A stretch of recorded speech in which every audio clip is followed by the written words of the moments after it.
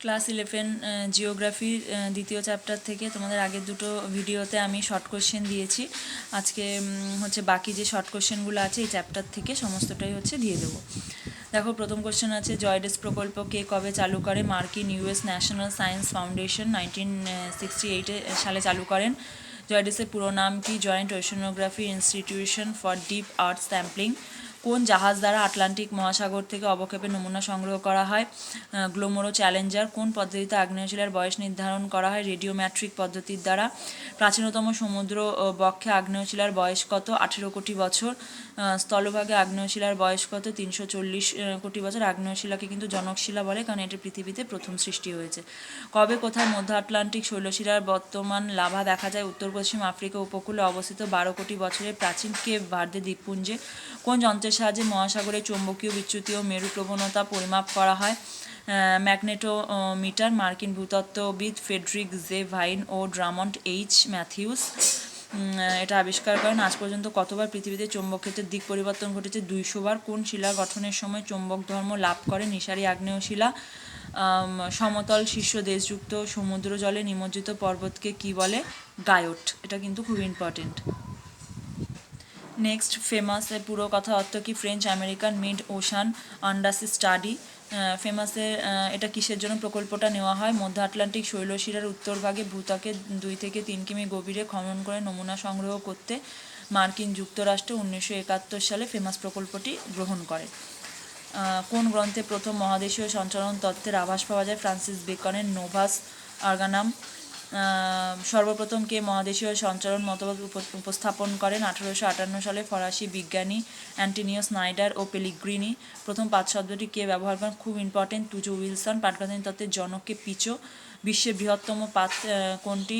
প্রশান্ত মহাসাগরীয় পাত। পাতের মুখোমুখি চলনকে কি বলে? প্রতিসারী সীমানা। পাতের বিপরীতমুখী চলনকে কি বলে? অভিসারী পাত সীমানা। পাতের পাশাপাশি চলনকে কি বলে? নিরপেক্ষ পাত সীমানা। তোমাদের পাত নিয়েও কিন্তু একটা ভিডিও আমি করেছি যে 3 ধরনের পাত নিয়ে, সেটাও তোমরা 11-এর হচ্ছে প্লেলিস্টে পেয়ে যাবে আমার চ্যানেলে, সেখানে গিয়ে কিন্তু এটাও একবার দেখে নিও। তাহলে কিন্তু তোমাদের এই চ্যাপ্টারের ব্রড কোশ্চেনগুলো পড়তে সুবিধা হবে।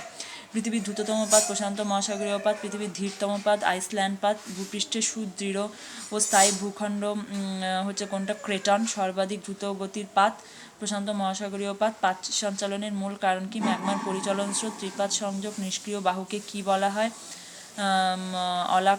কোজেন বলে। বেনি অফ জোন কোন পাত সীমানায় দেখা যায়? অভিসারী পাত সীমানায় দেখতে পাওয়া যায়। এটা কিন্তু খুব ইম্পর্টেন্ট।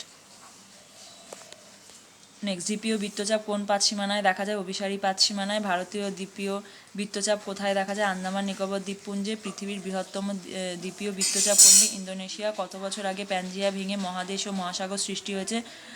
22 কোটি বছর আগে। প্যানজিয়া ভেঙে কোন কোন দিকে সঞ্চালিত হয়েছে? উত্তর ও পশ্চিম দিকে। পাত সংস্থান তত্ত্ব দ্বারা কোন কোন পর্বতের ব্যাখ্যা দেওয়া হয়?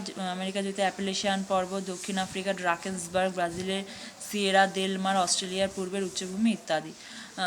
অলাকোজেন কোথায় দেখতে পাওয়া যায়? দক্ষিণ আফ্রিকার লিম্পোপো নদী অববাহিকায়। পাতগুলি বছরে কত সেমি করে সঞ্চালিত হয়? 12 সেমি। আমেরিকান পাত বছরে কত সেমি করে সঞ্চালিত হয়? 2 থেকে 3। আফ্রিকান পাত 1 থেকে 2 সেমি। কোন দিকে? সেটা হচ্ছে উত্তর পূর্ব দিকে। দিকগুলো কিন্তু ব্র্যাকেটের পাশে লেখা রয়েছে। ইউরোপীয় পাত হয় 1 থেকে 1.5 সেমি হারে। ব্র্যাকেটে হচ্ছে দিক লেখা রয়েছে, উত্তর ও উত্তর পশ্চিম দিক। ইন্দো অস্ট্রেলিয়ান পাত 8 থেকে 10 সেমি হারে উত্তর উত্তর পূর্ব দিকে। প্রশান্ত মহাসাগরীয় পাত বছরে কত হারে সঞ্চালিত হয়? 10 সেমি হারে পশ্চিম দিকে। আইসল্যান্ড পাত হচ্ছে 1 সেমি হারে দক্ষিণ দিকে। নেক্সট, নিমজ্জিত পাতের ঢালু অংশকে কি বলে? বেনি অফ জোন। এটা কিন্তু এইভাবেও কোশ্চেনটা দেয়। কোন পাত সীমানা বরাবর গঠন বা ধ্বংস হয় না? নিরপেক্ষ পাত সীমানা বরাবর। পৃথিবীর ড্যাশ% আগ্নেয়গিরি প্রশান্ত মহাসাগরের চারপাশে অবস্থিত 80%। দুটি মহাদেশীয় পাতের অভিসারী পাত সীমানায় ম্যাগমা নির্গত হয়ে যে রেখা বরাবর পাতকে জুড়ে দেয় তাকে কি বলে? সিবন রেখা। টেথিস অবলুপ্তি সিবন রেখা কোনটি? সিন্ধু ও ব্রহ্মপুত্র উপত্যকা। ভঙ্গিল পর্বতের উত্থানে ব্রেক্সিয়া জাতীয় অবক্ষেপকে কি বলে? ফ্রিস। ভঙ্গিল পর্বতের উত্থানে সবুজ বেলেপাতা অবক্ষেপকে কি বলে? মোলাস। বেনি অফ জোন বরাবর পাত কত ডিগ্রি কোণে হেলে অ্যাসথেনোস্ফিয়ারে অবস্থান করে? 30 ডিগ্রি থেকে 80 ডিগ্রি। সিবন রেখা বরাবর কি জাতীয় ম্যাগমা নির্গত হয়? ওফিওলাইট ও গ্র্যাভো। বিশ্বের দীর্ঘতম শৈলশিরা কোনটি? মধ্য আটলান্টিক শৈলশিরা। প্যানজিয়া অখণ্ড অবস্থান কোন যুগে ছিল? কার্বনিফেরাস যুগে প্যানজিয়া ভঙ্গিল ভাঙন হয় কোন যুগে? মেসোজোয়িক যুগে। প্যানজিয়ার উত্তরাংশকে কি বলে? লরিসিয়া, এটা খুব ইম্পর্টেন্ট। আর প্যানজিয়ার দক্ষিণাংশকে বলে গন্ডোয়ানা ল্যান্ড। পৃথিবীতে বড় পাত কটি? 7টি। প্রতিটি পাতের কোন সীমানাটি সক্রিয় থাকে, কোন সীমানাটি নিষ্ক্রিয় থাকে? অগ্রবর্তীটা সক্রিয় থাকে আর পশ্চাৎবর্তীটি কিন্তু নিষ্ক্রিয় থাকে। পাতগঠনিক তত্ত্বের জনককে পিছু কে কবে কোথায় প্রথম পাত শব্দটি ব্যবহার করেন? 1965 সালে কানাডীয় ভূপদার্থবিদ জে তুজো উইলসন প্রথম নেচার পত্রিকায় পাত শব্দটি ব্যবহার করেন।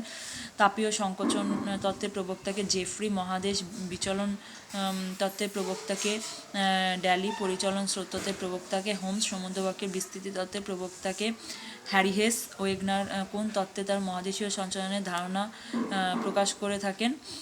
উনি যেহেতু জার্মানি ছিলেন, একটি জার্মান ভাষায়, সেটার ইংরেজি অনুবাদও রয়েছে 1912 সালে জার্মান ভাষায় লিখিত হচ্ছে ডাই, দেখো ডাই বানানটা লেখা DIE। তারপর হচ্ছে এনস্টেহুং, এনস্টেহুং বানানটা একবার দেখে নাও, ENTSTEHUGN, ঠিক আছে, এটা হচ্ছে এনস্টেহুং। তারপর হচ্ছে কন্টিনেন্ট অ্যান্ড ওশান। এবার দেখো বানানটা একটু অন্যরকম, যেহেতু এটা হচ্ছে জার্মানি ভাষায় লেখা, ওই জন্য এর ইংলিশ অনুবাদটা রয়েছে। ইংলিশ অনুবাদটা হচ্ছে কি, the origin of continents and ocean, মানে এখানে কন্টিনেন্টস বানানটা এরকম করে লেখা জার্মানি ভাষায়। মহীচরণ, তারপর হচ্ছে যে মহীচরণ তত্ত্বের প্রবক্তাকে আলফ্রেড ওয়েগনার। ওয়েগনার তত্ত্বে মহাদেশের নাম কি? প্যানজিয়া। ওয়েগনার তত্ত্বে মহাসাগরকে কী বলে? প্যানথালাসা। মেরুর আপাত স্থানান্তরকে কী বলে? মেরু ভ্রমণ। তারপর হচ্ছে ভূমি সেতুর উল্লেখ কোন তত্ত্বে পাওয়া যায়? ওয়েগনারের মহাদেশীয় সঞ্চালন তত্ত্বে। গন্ডোয়ানা ল্যান্ড কোন কোন মহাদেশে বিভক্ত হয়েছে? অস্ট্রেলিয়া, অ্যান্টার্কটিকা, ভারতীয় উপমহাদেশ, আফ্রিকা। লরেসিয়া কোন কোন মহাদেশে বিভক্ত হয়েছে? উত্তর আমেরিকা, ইউরোপ, এশিয়া মহাদেশ। ভারত মহাসাগরের জন্ম কিভাবে? অস্ট্রেলিয়া, আফ্রিকা ও অ্যান্টার্কটিকা থেকে বিচ্ছিন্ন হয়ে উত্তর পূর্ব দিকে গমন করায় ভারত মহাসাগরের জন্ম।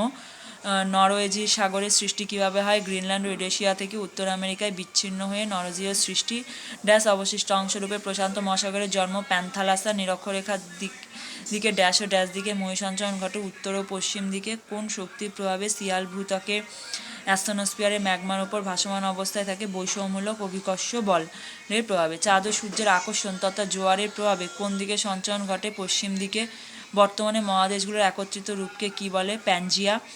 বর্তমানে মহাসাগরগুলোর একত্রিত রূপকে কী বলে? প্যান্থালাসা। প্যান্থালাসা ভেঙে কোন সাগর সৃষ্টি হয়? টেথিস সাগর। জিগসোফিট কোন অঞ্চলে দেখতে পাওয়া যায়?